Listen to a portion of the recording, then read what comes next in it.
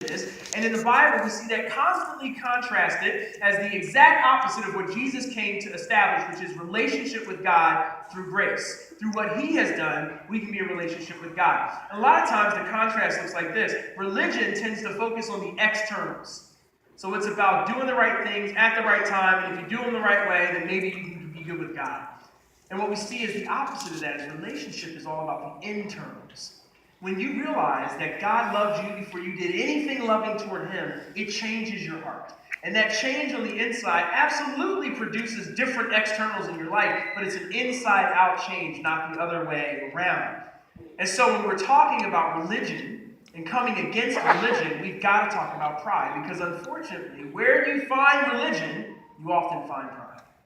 All of us can probably identify places in our life where pride exists. As the old folks used to say, pride and religion are kissing cousins. And so we're going to talk about that today. Proverbs 18:12 says this: before destruction, a man's heart is haughty, but humility comes before honor. This verse is all about the internals.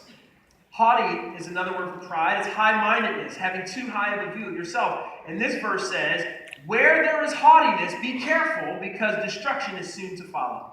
And yet humility is what actually brings honor. I saw an example of haughtiness preceding a fall at a sporting event recently. Take a look at this.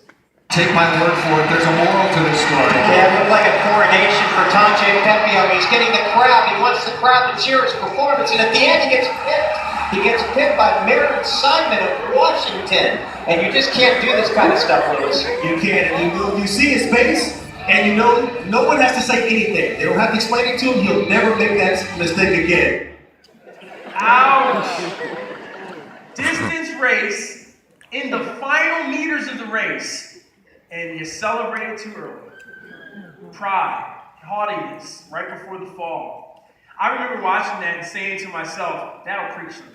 That will preach someday. That's crazy. Now, what I didn't know is the person that I've been preaching to about that is me. That was my week in many ways. You know, last weekend was really special for me. And in many ways, it was the kind of culmination of a distance race that I have been running. It actually started with my brave journey last year, where God called me to be a voice for racial reconciliation in the city. And from that point until today, we have been working on this thing called Undivided. And last weekend was really, in many ways, the coming out party for Undivided. It was actually coming out week for Undivided. So I was feeling pretty good on Sunday. So my Sunday actually started in a different place than I would have imagined. I actually was officiating a funeral. Sunday morning for a woman who had passed away, really faithful here. And that funeral, rather than bringing me down, it absolutely encouraged me, and it gave me incredible hope, because I know where she is. And it was a really powerful funeral to be a part of. And so I went from that feeling very energized, went into the weekend where Brian and I had 5 services of race conversations. And I had a little bit of trepidation going into that weekend. How would it go? How would we be perceived or received? But man, the authenticity and candor of the conversation, the questions that you guys asked, I felt really encouraged coming out of all 5 of those services. I immediately left this service, the 11:55 service, and went into the chapel in Oakley to celebrate infant baptisms and dedications. And so I got to hang out with families as they were baptizing or dedicating their newborns or newer or younger kids. And so it was a really special time. And I went straight from that to the launch of Undivided in Oakley, where we had hundreds of people in here who were kicking off Undivided groups, and then all